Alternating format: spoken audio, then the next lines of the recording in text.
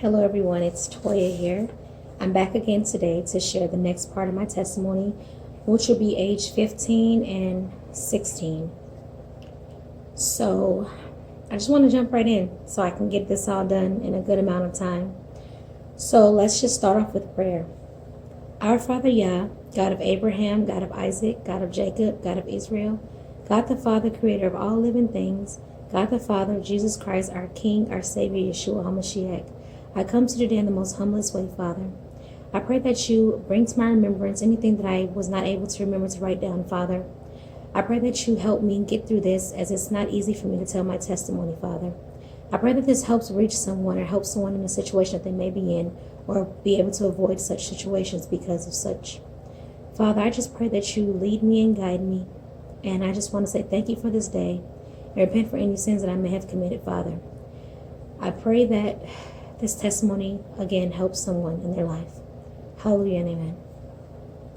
Okay, so as always, I have my notes here because I don't want to chat too much and kind of, lose some of the story or forget everything that's needed that I have to say. So if anyone was watching the last one, they'll realize that the last part of the testimony was me going to Hawaii. So now I'm 14, almost 15. I would be 15 that following month. So maybe like 3 weeks out, I would have been 15. And I wrote down Hawaii, and I said paradise wasn't so paradise to me. Not sure if you hear it, but some people call Hawaii paradise. But for me, it wasn't paradise. Okay, when I first got to Hawaii, I experienced a lot of racism. When I first moved there, I moved more towards the west side of Hawaii. And I think the west side of Hawaii was more so where like the native Hawaiians still were. But if you go on the other parts of it, like more towards the city, it was more like military and it was more mixed up. But the part I went to was where the natives mostly were. So it was mostly just Hawaiians out there. And a lot of them did not like black people. So I remember like the guys in class, they were just trying to tell me like I thought I was tough. And I guess whatever they learned about black people, they learned it from like BET or whatever. Because they kept referring to like Boys in the Hood and other movies and things as such when they were like talking to me. And I had no idea why they were talking to me about those things. So of course, I think it was like that first week or second week. It was like a group of girls. They wanted to actually jump me. I think it could have been like 15 to 20 of them. And my cousin's girlfriend, her son, at the time he was a senior there while I was going to the school. And he actually stepped in for me and told them to leave me alone and that they were just starting problems for no reason. So I'll never forget him, Brandon, because I also, after he resolved that, I think it was like a couple days later, these guys tried to jump him. I think it was some guys and like their older uncles or cousins or everything. And they actually did get into the altercation, but he actually, was able to handle himself in the situation. He didn't get hurt or anything like that. But to me, I would never forget that because, we had just met. We didn't know each other until I got to Hawaii. So he might know me about a week or two. And the fact that he would risk, getting his own self into a situation to protect me, a stranger, I thought that was like, I admired that a lot. And to this day, like I call him like a cousin. And, that's just a little insert I want to put in there. So, yeah. Let's see. It was a culture shock going to Hawaii, coming all the way from Chicago, from Illinois. So basically nothing was the same. The food was different. The clothes, the weather, the people. The food, it wasn't, I don't know. They just, they had some of the regular places that the mainland has, but they had their own ways of making food, their own traditions. Like even things as McDonald's, simple as McDonald's were different. Like how most of the McDonald's would just maybe have like biscuits and pancakes. Theirs had like rice and noodles, and that was just a little example of how things were different. And the lunches was different. All the things I wasn't used to. The clothes and the dressing.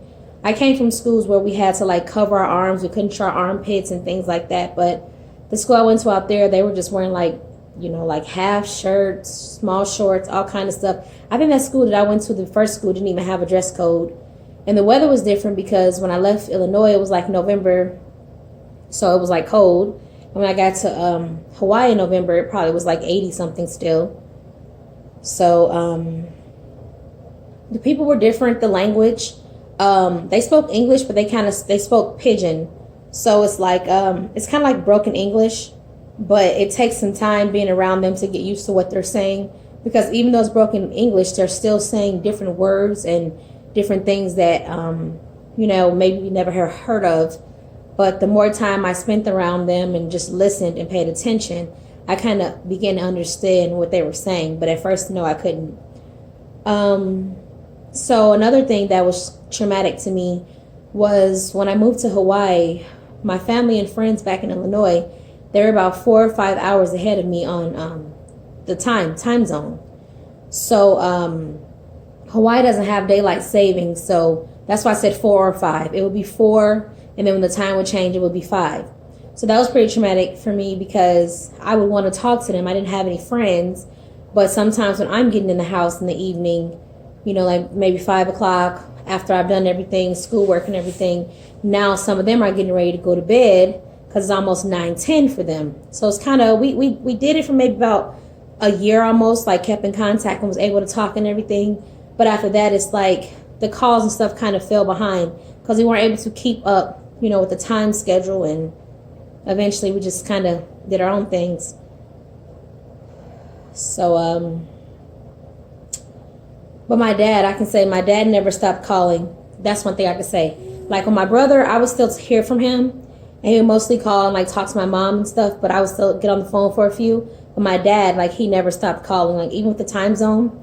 My dad actually was working nights at the time, so it was perfect for him. So when he was going in late at night, he can call me. It's like 8 o'clock, 7 o'clock my time, and it's late for him, but he's like driving to work. So it worked out for him. He never stopped calling. Even when he started working day shift, like my dad never stopped calling. And I never stopped calling him. And he had his number the same back then until now. So we moved. Another thing that was kind of traumatic for me, I didn't write this down, but I guess the Holy Spirit wants me to share it because it's coming up. It's not in my notes. When I stayed with that cousin, I was saying when I first got there for a couple of weeks, when I lived there with them, it was altogether became a month because my mom came. She stayed for another 2 to 3 weeks until we found our own place. And what was traumatic to me was that's when I first noticed the guy's behavior my mom was with. He was kind of mean. He was rude. Like, he always complained about my cousin and his girlfriend that allowed us to stay there. He never did it in front of them. Like, we would go for walks and he would complain about how, just the way they cooked, or he didn't like the way they ran their house. Just ungrateful, pretty much, if you boil it down to that. And what was traumatic to me was that my cousin's girlfriend, she expressed that she had daughters, and I think she was like, 5 of them were going to move down to Hawaii, but 3 were like my age group. So I was pretty excited because I'm like, okay, well, there's going to be some girls here that are my age group, and I call their brother my cousin. So I'm like, okay, they're going to consider me as family. I'm going to have somebody to talk to. I was excited. So what was traumatic to me about the situation was that, we talked about it, we planned for this, and I was excited. So when we moved away after that month, the first thing that this guy said to us when we got to the house was that my cousin, nor, his girlfriend or her kids were not allowed to come to our house. They were not allowed to hang out with me, and they couldn't come over there. So, like I put in my other testimonies, I try to keep strife down. I try not to keep any problems, have any problems arise, and I try to keep whatever goes on in our household.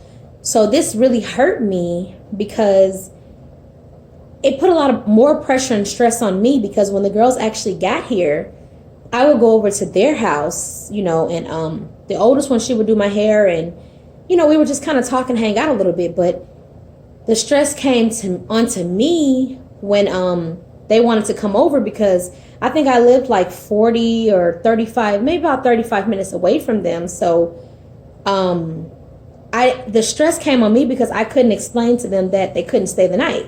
Like if there was like a party or something in my area, and I'm driving, when I started driving, I'm thinking like, okay, well, how am I going to tell these girls that they can't come over or they have to go home because my mom's guy is saying that they can't come here? And I was worried about, that getting out because I didn't want them to tell my cousin.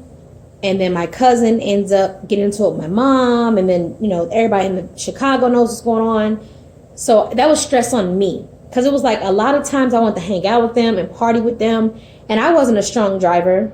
Yeah, I haven't talked about that yet, but I wasn't a strong driver. So I wasn't able to go far distances. So, that kind of put a lot of stress on me. It put a damper on our relationship because they would call me and ask, can they stay the night or why they couldn't come over? And I had to make up things because, again, I'm trying to save face for my mom. Because my mother, when he said that they couldn't come over or anything like that, she didn't stand up for it. She didn't say, oh, yes, they can. That's my cousin's girlfriend's kids. Like, she didn't do any of that. So it put the stress on me. And the couple of times we did hang out, my mother would pick them up and take them back home. But naturally, we got along really good. But I just wanted to insert that there that, it was a lot of stress on me, unnecessarily things, because this man wanted to be wicked and evil. And I couldn't even hang out with the girls who I consider as my cousins without hoping that it didn't slip or come out that they weren't welcome in our home for no reason. So when we got there, I'm back to my notes now. It said my mom's guy, he began to treat me horrible. And it seems like the moment that we got into our apartment, like I was just talking about our apartment, he was jealous of my dad and I's relationship. He was always taking my mom away from me. So basically, like, as far as my dad, we would talk on the phone. And my dad and mom, they had known each other since they were, like, young, like 20s or something, like 21 or 20. So my dad would call. He would always speak to my mom or ask me, how my mom's doing. And I would tell her, maybe tell a couple jokes because he still hangs out with her family, And my stepdad would get mad and he would say, this is my house, not his house. And all those things, he would try to take my mom away, like on her days off. She couldn't spend time with me. And I'm not saying couldn't because now we know it's a choice, but all her time was spent with him. And anytime we had, he like kind of intervened with it. And he abused me mentally and emotionally. He would just say things like, I'm a bad kid, I'm going to hell. Like, he would just say things like he told me that my mother, I was supposed to be aborted. She was going to abort me and just anything he could do to break me down mentally. He did this just about daily. Like, I could walk out the room and say, hi, good morning. And he'll tell me I got something evil planned. I'm an evil person.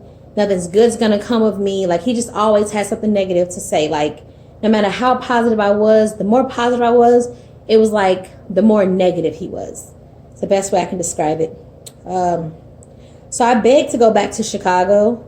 But I was thinking that I had this whole plan set out that I can go back to Chicago. When I asked my mom, can I go back? Her response was, well, what would they think? I guess she was saying like my great grandma and my grandma, like, what would they think of her for her letting me go back and me stay with my grandma instead of her caring for me? So I guess that was her answer. Her answer wasn't like, oh, I'll miss you. It'll be too hard on me. Like, no. Her answer was the fact that she was worried about what someone would think or say about her if she was to allow me to go back to live with my family in Chicago. Now, some may ask, why did I not live with my dad? Okay, well, he lived with the adulterous woman. That's what I call her. That's what she is. I have no respect for her, nor anyone, whom is in any kind of adultery.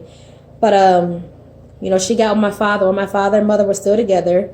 And as I now know that remarriage is adultery if your first person you're married to is still alive. So it's still an adulterous relationship. And, I didn't feel comfortable going with my dad. For one, that reason, I did have like resentment towards that reason. I'm just going to be honest. And then on top of that, she never reached out to me nor showed interest in me at all those years. Like I might have met them, like her and her family, maybe one time for a split second before I left. And she never showed any interest. Like when my dad would be on the phone, it wasn't like she would get on. She would not say hi. She didn't ever try to reach out or have a relationship. So I guess I felt like it'd just be going from one bad situation to another bad situation. Like this guy who thinks he's my stepdad is treating me like crap. And I felt like this woman who would think that she's kind of an authority figure of me being in her household, I felt like she would treat me like that too. So I felt like, why jump from one situation to another situation, be more uncomfortable? I'm still going to be uncomfortable either way. So to me, that wasn't a solution. But going to my grandma's house was something that I thought of doing, but my mother said no because she was worried about what they would say about her. So new school. This would have been the third high school that I'm now at. Okay. Now, I'm a freshman still at the time. So in Illinois, I went to a school. I went to Bolingbrook High School. Then when I got to Hawaii, first I started going to Kapolei High School. And then now I am right here in this testimony, part of the testimony, I'm at Moanalua High School. So I was still a freshman. I met a boy. He had like a nice upbringing, and he was my friend. When I first came there, I was just going to school. I would get there early because, just anything to get me out of the house. My mother would already be at work, and I didn't want to deal with my stepdad, so I would just leave early. And he would be there early too. I don't know if his parents might have started work early or how that went. So he was just a friend, and a couple other kids around. They were my friends too. They were like guys, but then after that, the drama started immediately. I guess he had an ex-girlfriend, and all of her friends or whatever, they like went in on me, started on me, reared in on me. Like basically the fact that I'm his friend, even though the ex-girlfriend had a new boyfriend, all that stuff, it's not new to me, about getting into drama and people, starting to fight with me for no reason. So I was used to it. So my note says, new girl, here we go again. So yeah, that always kind of made me stick out. Because when we moved from my cousin's house, we moved, like I said, about 35 minutes away from them. So I'm in a new school. So I guess I just couldn't get a break, huh? So the drama was like kind of subtle. Like they would kind of, just kind of taunt a little bit, do little things. And I would get in a lot of trouble because they were more so subtle about their drama. And then I'm the type that'll hold things in. But when I finally release it or give attention to it, the attention's brought on me. So eventually me and the guy, we dated, I guess close to a year. And his parents told him to break up with me because he was like on the basketball team, and his excuse was that his parents were saying that they wanted him to focus on his basketball and get ready for college and things like that. But I think it was a good thing anyways that they told him to break up with me, because I was way too old for my age. And, he was what society deemed as a good kid. And that was not me. I was good at heart. I just wanted to do good.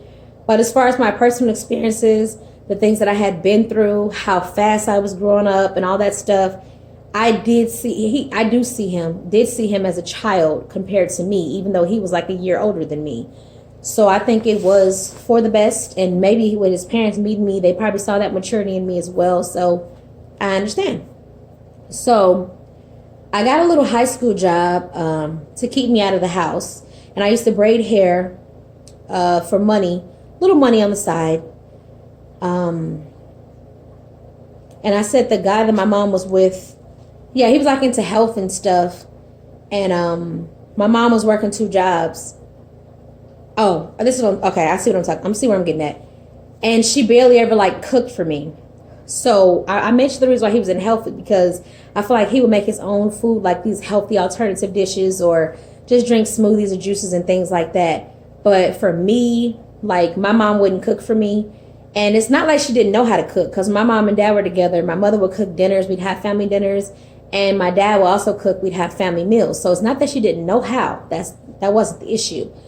So a lot of things in the house, he would be like, oh, he doesn't want, to smell that food or see that food or eat that food or whatever the case was. So it's like the things I wanted, I could not get, which was just regular things.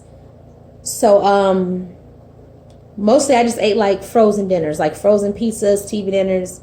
And I'm not just talking about just for lunches. I mean, these were my dinners, what I ate for dinner. And just little packing ramen noodles, 10-cent raviolis and stuff like that. That's what I ate for dinner. That was my dinners, because I guess she felt it was easier for me to stay out of his way by me just having simple meals like that I can just throw in the microwave really quick and basically get out the kitchen. So he didn't have to be in there complaining about what I'm eating, what am I doing.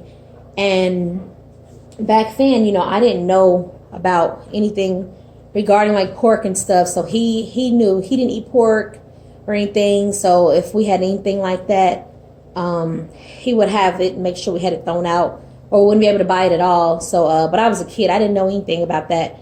Now I don't eat it. Now I know about, the Bible and also about health benefits. But basically, he didn't have a job. He was home all day long.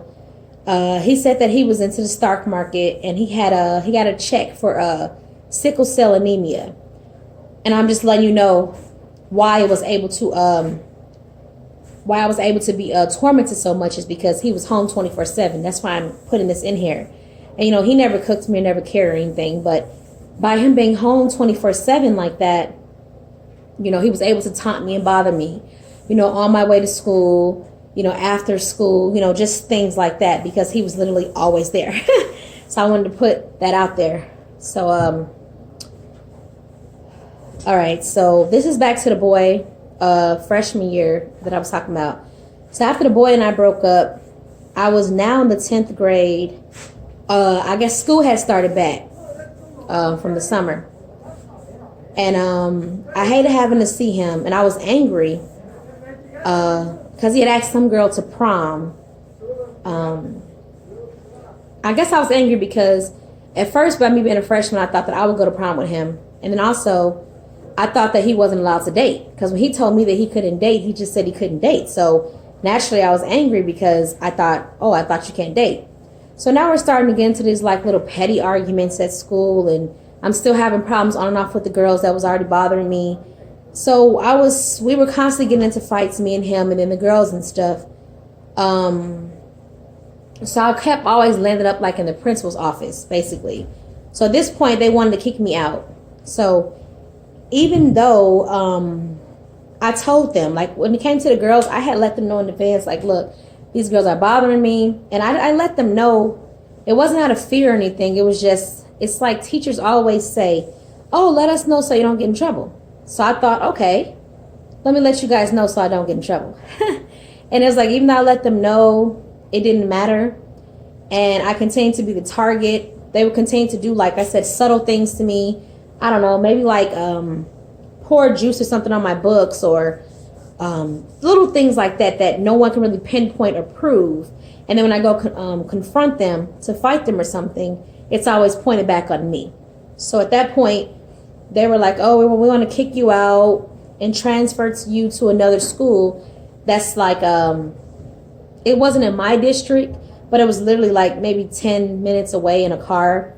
And the principal tried to threaten me because he made it like that it was a bad school, but I now know it's because that school had more black people. Now, the school I was in at the time, Waterloo, it had black people, but not as many as Radford. So he kind of threatened me in a sense like, oh, you're not going to be so tough when you go there, or you're going to be scared to go there. And I'm like, I'm happy to go. Please send me. So he sent me to the bad school. It's not bad for real. That's just what, that's a stereotype. But so I got transferred. But I did, even with my notes, I noticed that I skipped the order of some things, but I can just run it back. But before all this, I met a girl, and this was how I survived temporarily being at home with the abuse. Okay, and I'm saying that because I started always finding ways to get out of the house, to get away from this guy, And by the guy I was dating, he was like I said, he was considered as a good kid. So he had like a curfew and stuff. So he couldn't just like stay out late and everything. But I met this girl like shortly after I started dating him. And she was from Maryland, also from like a big city. So her mother kind of let her stay out late and do things and stuff too. Now this girl, she introduced me to like military men. I had no idea that I didn't understand the whole ranking and bases and all this stuff. There was also some other girls at school that I met around that time that were seniors, and they were going to hang out with these guys. But I didn't think nothing of it. You know, I told my mom when they went to hang out with me, and she was like, oh, go ahead, have fun. Gave me some money and everything. But when I met this girl, she was actually in my grade. So the older guys we would be hanging out with, they would be like anywhere between like 21 and 23. And we go hang out with them like in their barracks rooms. And we would hang out with them on the weekends. They would take us to eat and different things like that. And she was actually dating one of them, or them, different people at the time. But I wanted to mention her because you guys will see as my testimony goes along how I always kind of cling to someone to get out of that house, to get away from that abuse, and just to stay out as much as possible. So the problem is that she moved at the end of that summer. Like, she moved. She didn't even stay for a year, I don't think. I think it was like 6 months or 7 months, very short. She did not stay for a year. So she moved, and then I had started 10th grade. So I was back being stuck at home, you know, before I started 10th grade. Like, she didn't even stay long at all. So I was back being stuck at home. 1 second. Go ahead. So I'm like, okay, wow, you know, here we go again. So when I got to that new school, she had already been gone. She had just left before school started. So now I'm at the new school, Radford, the black school. And I hooked up with some new guy because these friends I used to hang out with, she was talking to some guy, and it was like his friend. So I was like, whatever. It was just something to do. Like, I had no interest. But anyways, he was popular football team. But I didn't love him or barely liked him in terms of dating. But why did I say that? Oh yeah, how I was saying that summer also, before that, I had met this black and Asian girl that I was hanging out with, and also this Hawaiian and black girl I was hanging out with. And I mentioned them too because they kind of picked up the pieces where that friend had left off. The one that I said that had went away to back to Maryland, they picked up right where she left off at. It's like I met them like right when she left. And they were also like taking me to hang out with like military and, you know, all those things like that, and basically keeping me busy, keeping me out the house because, you know, they went to a different school than me, but they were keeping me busy in terms of like that summer, you know, to keep me out of the house, away from my stepdad. They didn't know. No one actually knew that that's what they were doing. Like, I mean, yeah, they were my friends. I enjoyed being around them, but no one knew that they were actually helping me to that extent of keeping me out the house, and I didn't have to deal with him and I was away from him. I mean, everyone just seen this like this fun, but I was just really hurting and so much pain inside that it was a blessing to have them to get out of the house. So I want to make sure I didn't leave them out. And again, even though we were hanging out with the older guys, I can say back then with these guys, I wasn't drinking or smoking or anything yet. Like, we really would just go eat, laugh, play. Some of them would be dating them, some of us wouldn't. And that was really it. Like, I wasn't, you know, I wasn't into that stuff back then yet. But, so the only reason why I had to add in that popular guy, that football player that I dated, because I was even looking at my notes, like, why did I even add him in there? No, like, not trying to be mean, but it just wasn't really a story with it. But I see here it's because his ex-girlfriend, she was one who introduced me to this guy that I'm about to talk to next. And it's a story with this guy that's coming up next. Now, at first, the football player's ex-girlfriend, you know, we didn't get along. They wanted to fight me, his ex and all that. But we actually started hanging out, me and the girl, and, you know, figuring out that he actually was playing both sides and everything. So me and her became cool. Now, I hung out with her for a little bit. And I think one day she was like, oh, she wanted to get pizza or something like that. So she said that we would go to this place because she knew this guy, and she was going to see if she can get some kind of discount or some kind of deal because he was the manager at this pizza place. So I told her, okay, fine, you know, we're going to go there. And then this story leads to how I'll be talking about how I met this next guy, and I'm actually going to stop this and merge it and continue it because my daughter needs me. Okay, so at this point I am still 15, and this is the introduction of me meeting this older guy through the girl that I was saying I went to school with, that other guy's ex. So, okay, so my life continued to change.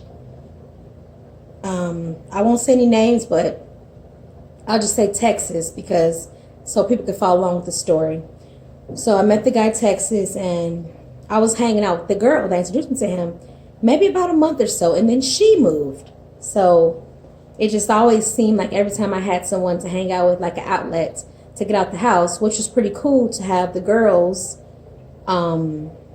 instead of, just always somebody I was dating. That was pretty cool. But the two girls that I just mentioned before, they lived like 35, 40 minutes away. So I could only see them in the summer.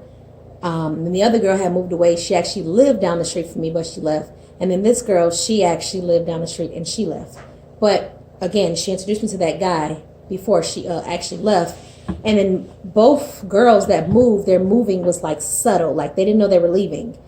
And, it's because their family was in the military. So it wasn't like I was able to prepare. They just kind of left. And, I was kind of used to people always leaving and coming and going in my life anyways. So I wrote down 16 was anything but sweet to me. I believe I met him, the Texas guy, right before turning 16. So I was still 15. I believe he was almost 4 or 5 years older than me. After my friend moved to the mainland, I was just happy to have another older person who I could cling to and stay out of the house. I did like him, but it wasn't for what he had or what he did. And I say that because a lot of people liked him because he was popular out there. I believe for like his music, like he was like a rapper like in a group and stuff, and he sold drugs and everything. So a lot of people knew him, but I didn't know that. Like even when she first met me, she said his name, like, did I know him? I'm like, no, I don't know him, So, and at first I was just we were just friends, and I only even began to like him because he showed interest in my well-being for me. And that's kind of how it was for me. A lot of people was more into like, looks and money and things like that, but I was into more who can care for me or show that they care for me as a person, probably because I always lacked having that caring nature from my mother. And, I miss my brother and my father. So I just want to put that out there. I didn't like him for what he had in terms of like drugs and things. I didn't know that at first anyways. So it was the conversations, from the heart is what really drew me to him. And I started out by just like braiding his hair at first, like doing his hair and stuff. And I still had a couple of school friends, but I couldn't relate to them because they had parents like with rules and curfews. And so I blended in better with older people, or how people would say rebels, people like me, I guess, who didn't quite have that household and those standards and curfews and stuff. But that was just kind of like, I kind of related more to people like that. Again, I had no problem with my school friends. I thought it was great, that they had parents and curfews and things like that. But it was just like when they had to go in at 8:30 or 8 o'clock, I still had until almost midnight to stay out the house before my mom got off work, or the guy would be basically abusing me until she got home. So I would hang out with some of them until they had to go home at like 7, 8 or whatever, and then I would hang out with the older people so I could stay out a little later. So my goal was to stay out close to midnight, like I was saying, on school days before my mom got home. She would get home by like 11:30, 12. Because basically I said, I didn't want no alone time, having to be there with that guy, basically. And on the weekends, I was able to stay out like, sometimes I stay out all night, like anywhere from 4 in the morning to 7 in the morning. And there's no joke. Like I actually remember some stories when I was writing this down, and I was like, wow. So yeah, on weekdays, I would try to get in about 12 o'clock so that I can go to sleep for school, kind of be woke in school. And then on the weekends, I'd stay out anywhere between 4 in the morning to 7 in the morning. And mind you, at this time, I'm still 15. I don't believe I had turned 16 yet. But even though it's not really a big difference. So Because even on the weekends, I couldn't spend time with my mom because she worked like 2 jobs. And I think the first one she would get off at like 3 something, then go in and get off at 11 something. But she spent all her time with the guy when she was off. I may have seen her maybe a couple hours that's morning, and then she spent the rest of the day with him. So, you know, I was already accustomed to not spending time with my mom. So I wrote down, God looked out for me, even though I did not know back then. Okay, because I used to ride in the car with this guy with drugs in the car and maybe even guns, because, you know, he had guns and stuff in his trunk. And I used to bag up his drugs. Like, we'd be in the car. I have the scale for people who know about, you know, things like that, which is not glorifying, it's just telling the truth. And I used to bag it up and everything. So I would do it in the car, or I would either do it like in a hotel or whatever. And I remember I picked up one of his guns before, but since I learned a lot from the movies and everything, I actually I picked it up with the cloth, because I know in the movies how they talk about like not having fingerprints and stuff. And I remember he was like so shocked, you know, that I did such. And I say that to even say that I could have been in jail, you know, for, you know, touching a gun, having any affiliation with anything like that, and the drugs and all that. And I'm like 15, 16, you know, at this time. So, oh, and also I got customers for him at high school, so that's bad too. The kids in the school that were actually doing drugs and stuff like that, sometimes I would like get the customers. I believe I even made a couple of exchanges for him. So yes, I do remember doing all that stuff. And I remember keeping and counting his money as well, like hiding it in my house. And I know this is all horrible. I know I was young and dumb, but for me, my justification was back then is that he protected me, and I thought that he loved me, because I mean, I was like this young child who was desperate and yearning for love. So to me, like the simplest things, like, you know, like picking me up from school, looking out for me, you know, hanging out with me all the time, and making sure that I wasn't like by myself and keeping the bad people away from me. I took that as, okay, that's love. So when you love somebody, that you do, you know, whatever for them.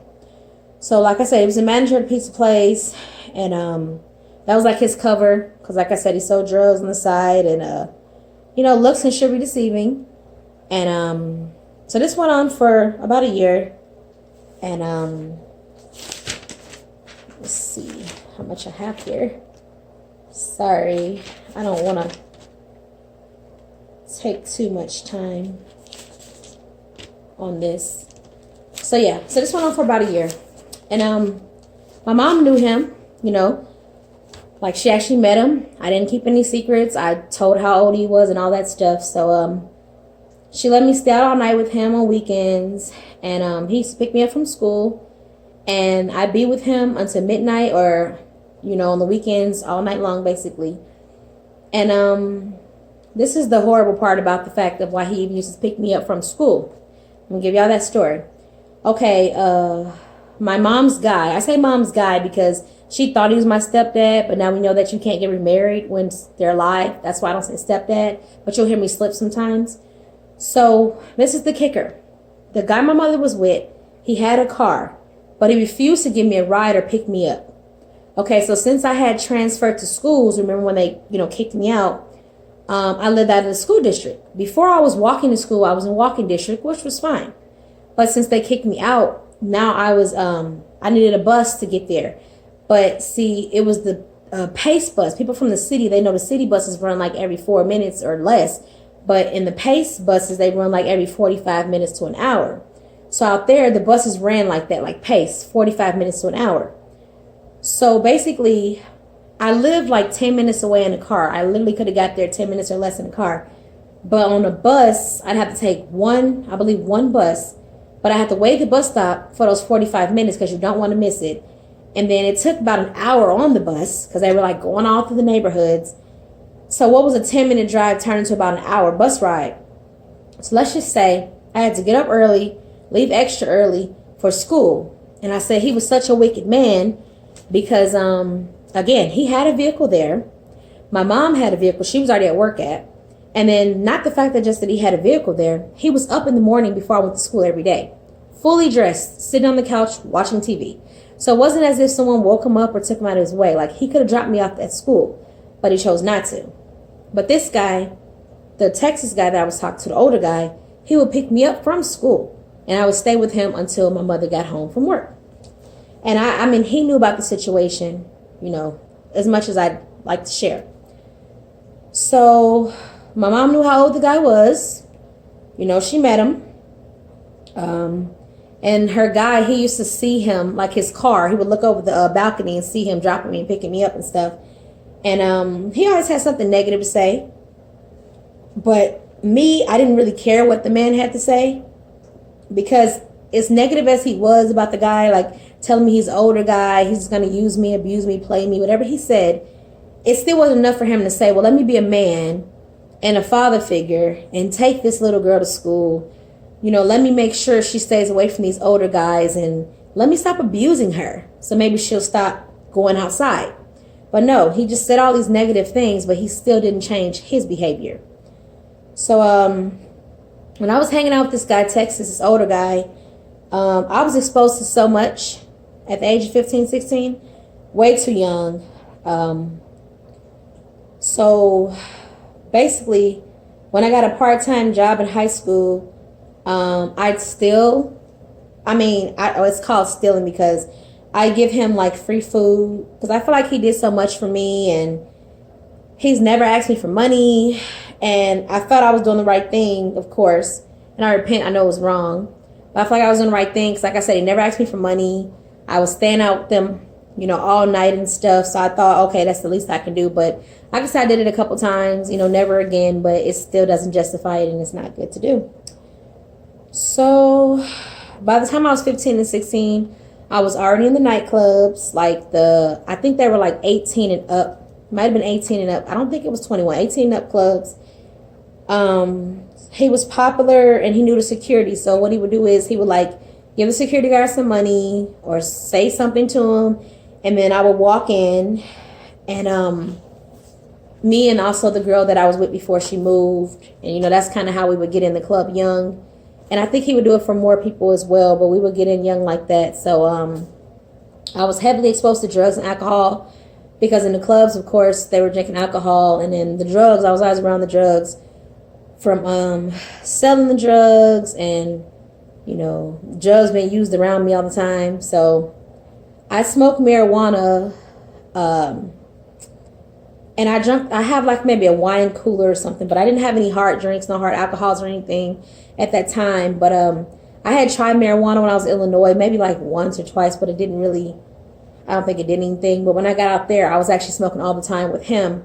We're riding in the car and making the drop-offs, selling the drugs and getting all the stuff together. I used to smoke with him, and he used to smoke as well, as among some other things. And I was offered like ecstasy at that time, but I denied it.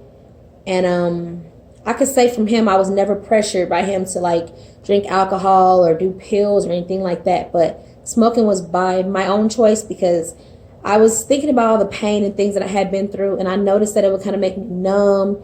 It would take my mind off things, So I thought back then, which is nothing more than just the mask or the enemy tricking me. But that's what I thought back then. So I chose to have engaged in that.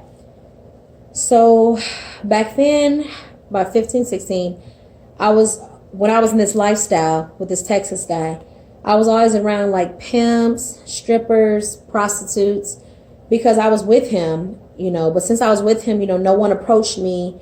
But looking back, I was in so much danger, and God is really good to me because, the pimp guys that he ran with, they were older than him. So if he was 20 and 21, these guys were in their late 20s and 30s. And, they were actually, always looking for girls to recruit, younger girls and things like that to do. But I guess he had a conversation with them because none of them ever tried to talk to me or approach me to do anything in that matter. And he always told me basically stay away from them. I can speak or something, but just stay away from them. And he always pretty much protected me like I said, it was a dangerous lifestyle. I was going to dangerous places and dangerous areas. I remember sometimes like he'd have to drop off drugs in certain places, and I'd have to like get in the back seat, and I have to hide like low, lay down under the seats and stuff. So I mean, it was some dangerous situations. And looking back, I do thank God for protecting me, because I didn't really know what I was into. I just knew that I felt like someone cared about me, and anything with being at home, right? So the guy in Texas told me that he would never be a pimp, and I had believed him because I always felt that was not right. Like I felt that for sure in my heart that wasn't right. So I was like, okay, well, he's selling these drugs. We're hanging out. We're going to the club. I'm cool with all that. Just none of that pimp stuff. And he said this out of his own mouth. He would never do that. It was nothing I never like told him or anything. So it just felt good not being at home. I mean, it was so much pain at home. The mental abuse, the psychological abuse, not being able to see my mom, and more is coming. I see it in my notes. So even the few hours I was home, like the abuse from the guy continued. Like, I mean, those few hours of me having to get up in the morning and, maybe shower and eat or something, it was just still there. So the guy my mom was with, he lied to my mom daily about my behavior, even when I wasn't there. So she always asked me, what was my problem? Why was I angry, etc.? Why was I acting out?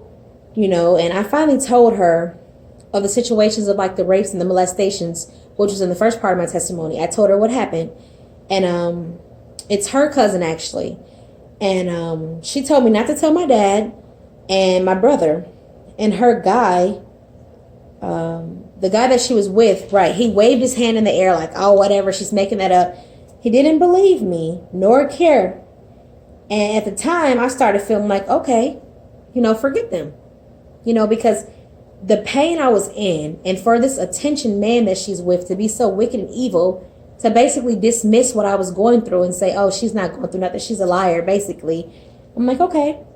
So my mom took me to one counselor session, and I had found it on TV. I was seeing it all the time. It was about rape victims, and something was like, just write this down, just try it out. And she basically complained about how expensive it was, so I never went back. I went for one session. I felt like it didn't help me at all, and I never went back, so at all. So basically, also forgot to mention that I was being slandered very bad to my family in Chicago. Like the guy that she was with and my mom, they would get angry with me, and they would actually call Chicago, like my grandma and them, and tell them I'm doing bad, I'm doing this, I'm a bad kid, I'm that. And I couldn't believe it, because they maybe talk about me staying out the house or being outside or whatever, but they're not telling the fact why I'm outside, that I'm being abused by this man, that I'm not being properly fed at home, that I'm not getting proper rest at home, and that no one's taking care of me properly. No one said that. And I knew about the slander because one time my brother called me and he was like, why do you be acting that way? And I said, acting what way? And he was like, oh, they say you talk back to the guy and you're this and you're that. And I said, hold on, wait a minute. You have no idea what's going on over here. I go through more than anybody could even probably imagine. So I was being slandered up there. And the whole time, I'm the one keeping my mouth closed, how she asked me to keep everything in the house. But she's talking bad about me, but not letting everybody know why I'm outside, why I'm not coming home for days. I say this to say this. So the next thing I wrote was Youth Challenge boarding school. So shortly after me confessing to her about the rapes, about the molestations, about the abuse, which is why sometimes I'm quiet, why sometimes I have outbursts if someone's taunting me, I'm explaining to her, maybe she can understand, okay, the stress this girl's under, that's why she's acting this way. So even after I told her what was going on with me, shortly after, she threatened to send me to a boarding school. I call it a boarding school. I guess you can't go home. You have to stay there. You have to earn like good points to be able to call your family and see them. So that's the best way I can describe it. But her guy didn't want me there. Okay, so no matter how much I stayed out the house, no matter how much I was trying to do, that's that little bit of him seeing me, I guess, to take my showers, to change my clothes, whatever, was still aggravating him. So he was trying to get me out, okay? And the thing that hurt me so bad is that my mom, she was willing to give me away for a guy. Even after me sharing my past, the fact that you knew this happened to your daughter, she's in this pain, she told you what happened, she was willing to give me away. And I didn't even think about that back then. See, when God made me write this stuff down, he was unlocking things. And I'm like, whoa, wow, I didn't even put those two together until I wrote this down a couple of weeks ago. So basically, she was telling me she was fed up with me because like the guy would tell her to like whoop me or do something to me, and she would whoop me and do whatever he said. And she was fed up with the stress she was saying because she would work 2 jobs, and then when she would get off work, he would make up these lies about me, and he would talk about me all night long to her, how I was a horrible person, and she was getting stressed out, and she was blaming it on me. Like just basically telling me, just comply, just does what he wants, just do whatever, just, be quiet so he can stop stressing me. So she was telling me, I think, that I was to go to this place on like Sunday or Monday or something. So, excuse me, I think it was the summertime. And the story of my last night, it was horrible. Like, I was with the Texas guy and this other guy and girl from high school, and it was like a long night. Everybody was sad. Everybody was upset. I was crying because remember, this school, like I was saying, you can't talk on the phone. You can't go home on the weekends, and you can't see anybody unless you earn all these points, which is probably like once a year or something, once or twice a year. So everybody was sad. I'm distraught. I'm upset. And then we're saying our goodbyes because they're expecting me to just go into this place and just never see me again for like a year, or by me being 16, maybe a year and a half until I graduated. Because the school's like you learn like a trade. You don't get your diploma. You just learn like a trade. I guess you get your GED or something like that. And then that's it. But I wouldn't have seen them for like a year and a half until I was done with the program. So we're saying our goodbyes, giving each other hugs. Like, it was horrible. I mean, just the added stress, me having to cry again and all that stuff, and feeling like, again, I'm being tugged away from people that I'm comfortable with. And, I mean, that cycle went on. So it hurt me, So, yeah, we went to like a little interview the next day, and that was like their threat from now on. They took me to the place and basically was like, if you step out of line one more time, you're going to be here and you'll never see anybody again. I went on the tour of the school. It was horrible, like sharing the rooms, and just, it wasn't ideal. So the threat was really just like, if you make this man mad again, this is where you're going to be. So now I'm trying to find ways of trying to stay out of the house even more. I'm talking about to the point of not even having that one meal or having that shower at home, because even that little bit of time, because remember, mind you, she wasn't there, so he could make up whatever fantasy. So me, I'm like, well, how can I get out the house more? And I documented when I was gone. I would tell her, hey, I'm gone. Hey, I'm not here. So now my plan is, how can I stay away longer? So back to my brother, the fact of me saying that I told my mother about the molestations and the rapes. Now, it hurt me that I could not tell my brother, because he was like best friends, because it was this best friends / best cousins with the guy that was my rapist, okay? Because I wasn't able to tell him. My mother told me, don't tell your brother, don't tell your father, okay? I hated having to listen to my brother brag and speak of this guy in like such high pedestal every time we talked. He would tell me, oh, that he's doing this, he's doing that. I'm at his house, we're having so much fun. It was like torturing me on the inside, hearing how he would praise this man and put him on a pedestal, the one who done this to me. And I feel like I was being traumatized over and over every time I talked to my brother, because he was there all the time. But again, I'm trying to be loyal. I'm trying to be honest. If nothing else, I knew how to be loyal to people. Wrong people, but I was loyal. Mother told me not to tell them. And I'm thinking of all the bad things that can happen. I'm in Hawaii. The same things I was scared of as I was a kid. Are they going to go to jail? Are they going to hurt each other? What's going to happen? So I'm not saying nothing. I'm just being re-traumatized every time. So, oh, my mom and this guy, they were so desperate to keep me out of the house, okay, that I had a car and I could barely drive. Like, they got me a car, like a little cheap $300, $400 car. And I have a story of a friend, Dante, who's passed on, who's no longer with us. And it's just to let you know how much I barely couldn't drive. So the guys in my school, they can drive. You know, they were like a grade or two older than me. And I'm driving. Like me and him, we're about to go hang out with the guy Texas and some more people. And I end up on the wrong side of the road. So we're like about to get on this place called Nimitz Highway, and I end up on the wrong side of the road. Like he was looking at his phone to do something. He looked up like, oh my goodness, we're on the wrong side of the road. So he jumped in the seat. He started driving, and he was like, I'm not going to tell nobody about this. I'm like, all right, cool, cool. So we go all the way. We get to the house, because there's like this lady's house who, she's let all the teenagers come there. Like she had kids and stuff, but it was kind of like when our parents would kick us out and basically nobody wanted us, you know, she let us go there. So we were on our way to her house. And the second we step in, he goes, guess what, y'all? Toya tried to kill me. She's on the other side of the road. I just look at him like, yeah, so much for not telling anybody. But I want to say that because I couldn't even drive. Like, I mean, I could only drive like straight way to get somewhere. I couldn't parallel park. I couldn't even regular park. So when I would get to the school, I had to like, it was like this long parallel park, and I was able to get that because like nobody was in front of me or behind me. But, you know, like this is, oh, I'm sorry. So yeah, I hated to drive, you know, so even when they had gave me that little car or whatever, I was just taking it to school after a while. But my friend Dante, he would help me like park or things like that. And anytime we had to go somewhere further in school, I would let him drive. And to the point where I didn't even know how to pump gas in the car or where the gas tank even was, you know, like that's how crazy this was. So, I had to do all that.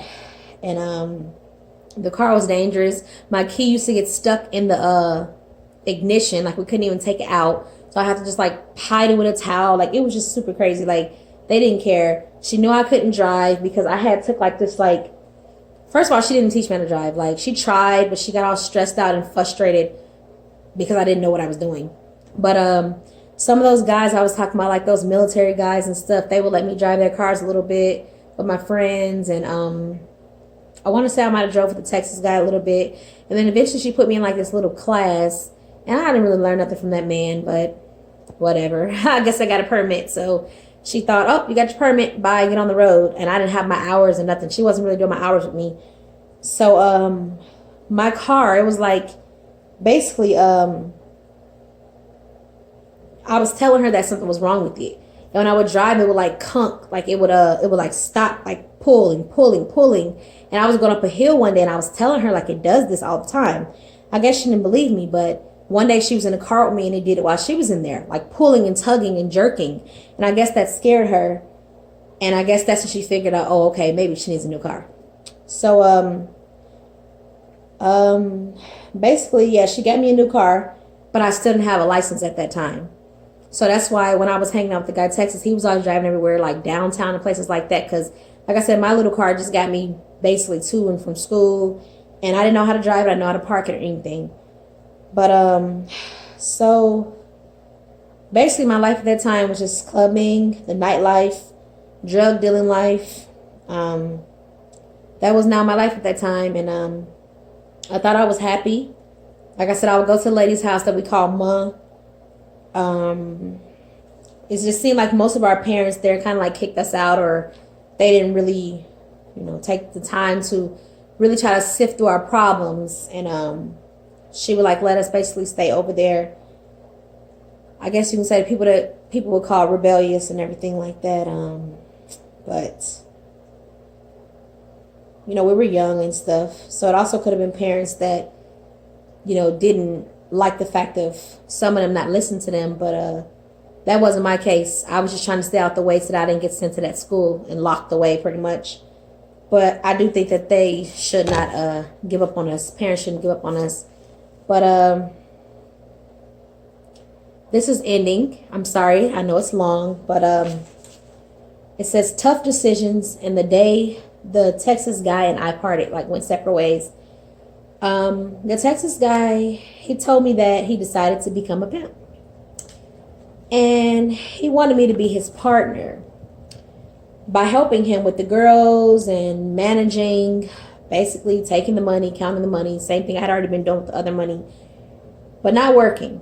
You know, he did not ask me to become, you know, a prostitute or anything of such. He just wanted me to be in the business with him, like a partner, like alongside what he was doing. I was devastated. I was devastated. I just, for me, at the time, I had no experience about, the prostitution life or anything like that. I've always been an empathetic person. So I can always look at someone from a distance and think, how would I feel if that was me? So the only thing I can think of is these women having to do this stuff, the fear, the terror, like how they made me feel. And I'm just like, I could never be a part of something like that. And him, it's like, even though he was doing like selling the drugs and doing certain drugs and things and partying, I still saw right through that, because when I was having our conversations and our heart to hearts, I thought he was a good person at the surface, or he wanted to be good without all the peer pressure that was around him. But, I was able to overlook the drug thing, like, okay, he's trying to save some money, then he'll stop. But the fact that the person I thought was such a, trying to do the right thing, wanting to do the right thing, but just couldn't get out. The fact that he would go deeper and want to become a pimp, like, that really hurt me. Like, I just couldn't see him the same. And I felt like my heart dropped into my stomach, and I was like in so much pain when he said that. So that day he told me in the car, and he was on his way to drop me off. And I was sad, very sad, But he asked me, he gave me a choice. Did I want to do that, be a part of that life with him or not? And I told him no. And I know we rode back to my house. He looked sad, like he was to cry, his eyes watering. I was to cry, but I didn't at the time. And I cried later, but I still had a conscience, enough to say no, even at that young age. I didn't care about the money, the glorification, or anything that came with it. Because again, I didn't care for this person for their money or anything. This person was just someone who I felt like wanted to help me or be there for me and help me, with my problems. He had problems, I had problems, and we both able to escape those things when we were together. So a couple months later, after we parted ways, because when I went home that day and got the car, like, I guess he went to that life, and I guess I went on my way. So a couple months later, he was arrested, with guns in his trunk. And God truly had his hands over me, because he didn't get arrested with the guns in his trunk until after I was out of that situation. And God knows that, things could have been worse. But 16, almost 17, and I'll continue that one. This video was 15, 16, but I'm going to continue. Really, the next video is 17, 18. I'm sorry. So this was 15, 16. I'm going to do 17, 18 in the next video. And I pray for those who want to, learn about my testimony. Stick around. And God bless you all.